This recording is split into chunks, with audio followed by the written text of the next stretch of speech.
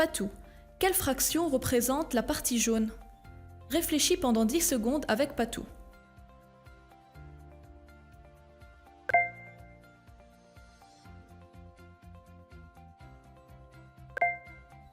Très bien, c'est 3/4. Quelle fraction représente la partie bleue? Réfléchis avec Patou pendant 10 secondes.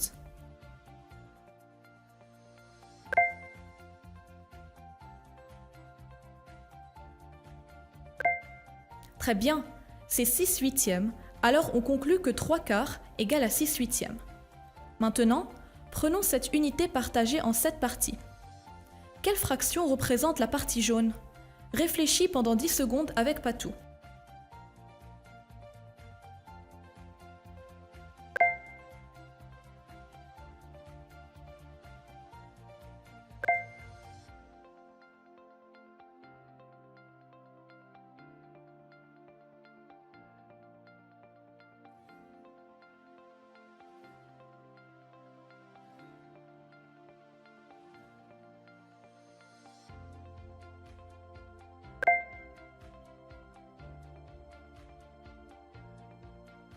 Très bien, c'est 3/4, et puisque c'est la même partie, donc on conclut que 9/12 égale à 3/4.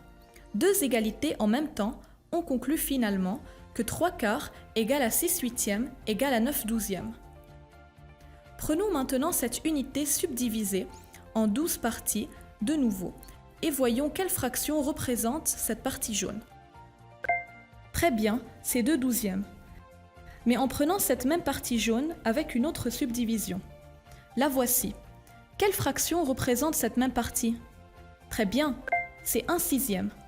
On conclut alors que 2/12 égale à 1/6. Voyons alors les égalités qu'on a établies. Dans l'égalité 3/4 égale à 6/8, le numérateur et le dénominateur sont multipliés par le même nombre qui est 2. De même, dans la nouvelle égalité 3/4 égale à 9/12, les deux sont multipliés par 3.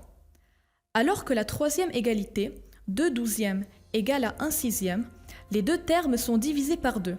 Alors, on peut conclure finalement la règle suivante. Si on multiplie ou on divise le numérateur et le dénominateur d'une fraction par le même nombre, on obtient une fraction qui lui est égale.